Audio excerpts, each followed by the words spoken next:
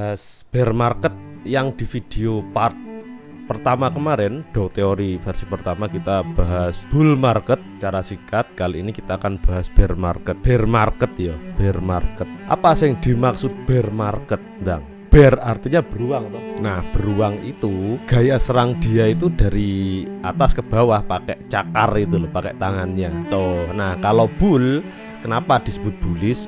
Karena kerbau itu nyeruduknya dengan kepala bawah ke atas, itu disebut bull. Nah, di YouTube foreximf.com tiap hari kerja pagi dan sore ada analisa dan seluruh rangkuman analisa ada di grup Sinyal.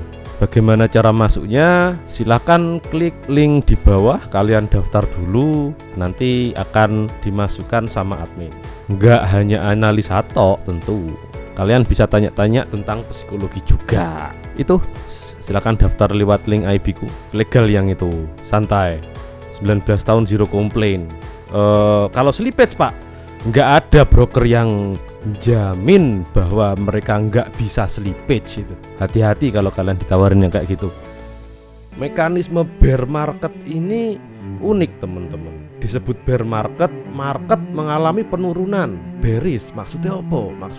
Biasanya dalam ketidakpastian ekonomi atau fase di mana para investor ketakutan. Jadi mereka banyakan akan cabut. Ingat, cabut dari market. Nah, pertanyaannya, landasan sebuah kekayaan rata-rata para investor itu pakai apa? Ayo, pakai apa?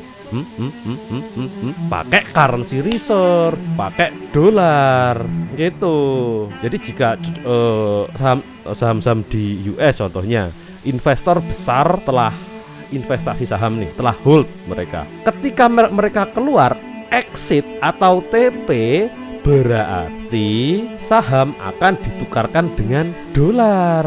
Itulah kenapa dalam bear market dolar akan cenderung strong. Nah nih contoh, kalian deposit akun entry ngebuy di Euro USD.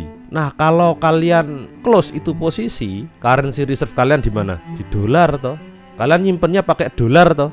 Iya, kita depositnya pakai rupiah, tapi kan kecatatnya dolar tuh di situ. Tuh, maksudnya currency reserve atau mata uang yang dijadikan simpanan kekayaan. Loh, Pak, kalau gold, Pak, bukankah gold dijadikan simpanan kekayaan? Iya, bener. Bahkan sejak sebelum kekaisaran Persia pun sudah dijadikan simpanan kekayaan itu emas. Cuman emas fisik loh ya. Kalian bener. Meskipun begitu, kita nggak bisa sangkal bahwa dolar itu currency reserve yang berbentuk fiat currency reserve. Nah, oke, balik ke tema kita. Tema kita kan kenapa mekanisme bearish ini berbeda? Secara teknikal yo, aku ngomong secara teknikal per garis-garisan. Well, it is sama, high low gitu. Cuman jika kalian lihat sejarah, bear market itu adalah simbolisme dari ketakutan teman-teman. Bull market itu adalah simbolisme dari keserakan. Kita telisik sejarah. Ya, kita telisik sejarah. Jika kalian lihat dalam sejarah, bear market, bearish market itu lebih cepat daripada bull market. Kita lihat dari sini. Dari atas ke bawah. Ini bear market ini teman-teman. Kita warnai merah. Ini bear market dan ini bull market. Nah, kalian bisa lihat ketika market crash. Jadi ketakutan itu efeknya lebih dominan daripada keserakan loh. Dan kalau orang lagi pada takut, biasanya yang pertama dolar, the lastnya itu gold. Oke, jika kalian lihat dari sini, crash di sekitar 2008-an itu hampir 4 kali lipat. Nyungsepnya itu lebih cepat 4 kali daripada risingnya, daripada bullnya. Dan kita lihat juga di sini, untuk market bisa recovery dari crash ini juga dibutuhkan waktu sekitar 3 kali lebih lama. Ya, 3 kali. Coba kita hitung. Ini 1, 2, 3. Oh, 3-4 kali lebih lama. 3-4 kali lebih lama untuk bullnya. Kita lihat lagi di sini di tahun 2015 ini risingnya cepet. Di tahun 2020 kemarin di percovidan keras juga, market crash 2 bulan. Di sini ini candle monthly ya. Di 2 bulan ini market crash. Let's say 2 bulan market crash. Untuk recovery juga 1, 2, 3, 4, 5, 6, 7. Lebih lama kan.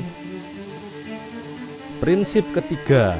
Nah, sebelum kita ngomongin prinsip ketiga ini, kalian harus tahu Dow Jones itu ada 3 jenis.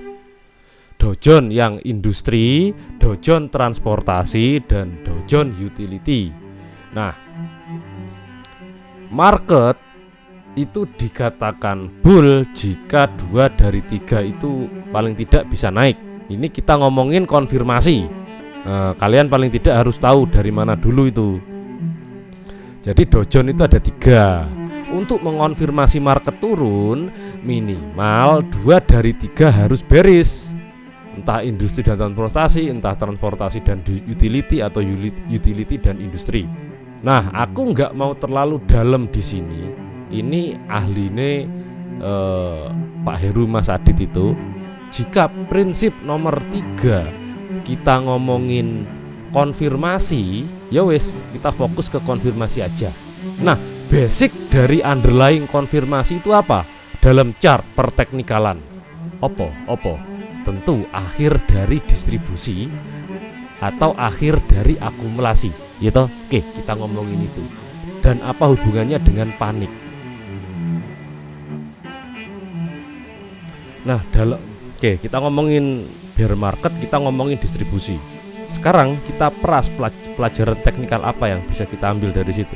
Dalam fase distribusi, teman-teman, ketika market bull, ada fase yang namanya distribusi. Nah, ketika market bull, let's say terdapat rising wedge, lalu ada fase eksplosif, ada fase korektif, atau bisa kita sebut distribusi dan akumulasi secara bersamaan.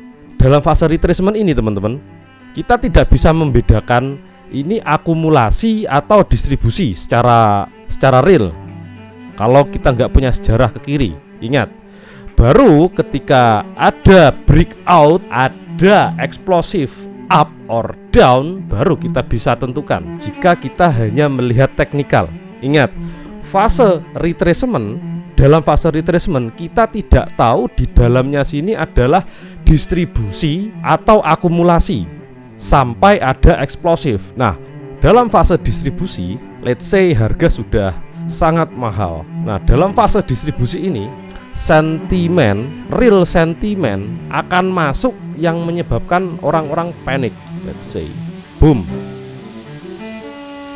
Ingat, tanpa histori ke kiri yang clear, kita tidak tahu distribusi atau akumulasi dalam fase retracement. Baru ketika terjadi eksplosif atau break sesuatu yang important, kita bisa melihat clean bahwa itu adalah perubahan dari fase akumulatif lalu ke fase distributif. Nah, dalam fase distributif ini akan diikuti panik. Ingat, fase distribusi eksplosifnya itu eksplosif panik. Orang-orang PA, price action, memaknai panik itu sebagai engulf atau break of structure jika kalian ICT SMC gitu. Nah, ini orang-orang PA akan nangkep ketika mereka retrace lagi. Itu PA atau perubahan trend cycle. Kemana teman-teman? Paling tidak ke akumulasi terakhir. Nah, pertanyaannya di mana akumulasi terakhir? Akumulasi terakhir, jika kalian melihat chartnya Jesse Livermore, ini chart kita akan bedah maksudnya yang Jesse Livermore gambarkan ini secara PA. Kita akan bedah. Di sini cuman kita kupas singkat saja. Di sini terjadi kompresi, kurang lebih kayak kompresi, lalu terjadi eksplosif. kita nggak tahu ini eksplosif atau tidak sebelum terjadi yo. Nah, ketika eksplosif, di titik nomor 8, biasanya ketika eksplosif terjadi, lalu akan disertai fase retracement di nomor 8 ini. Fase retracement. Jesse mengisyaratkan fase retracement ini sebagai volume yang meningkat. Berarti volume kok meningkat di fase retracement, berarti ini adalah reakumulasi dari fase ini. Dan boom, ini the last spike, explosive or not, ini kita nggak bisa jamin gerakan terakhir up ini eksplosif. Nggak ada yang bisa jamin gerakan ini eksplosif. But setidaknya tren sangat kelihatan clean.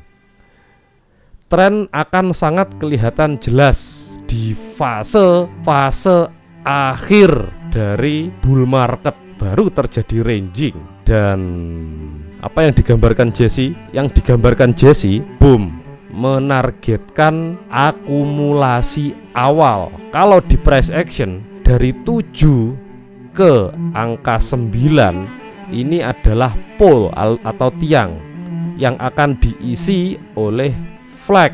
Dari 9 ke 6 ini akan diisi oleh flag. Ini targetnya Jesse. That's one down. Dalam technical first, berarti ini targetnya ini. Target dari distribusi adalah akumulasi awal, atau bahasa price actionnya, kalau kita sudah anti di rally base drop, berarti targetnya adalah first akumulasi awal. Bahasa kerennya origin of the move. Uniknya si Jesse tidak menempatkan targetnya di rally base rally. Unik ini. Kalau kita translate pertradingan tren, maka target dari bearish trend adalah awal dari bullish trend. Oke, jelas. Cuman yang bisa mengadopsi perlu mental kuat, teman-teman. Let's see on the chart.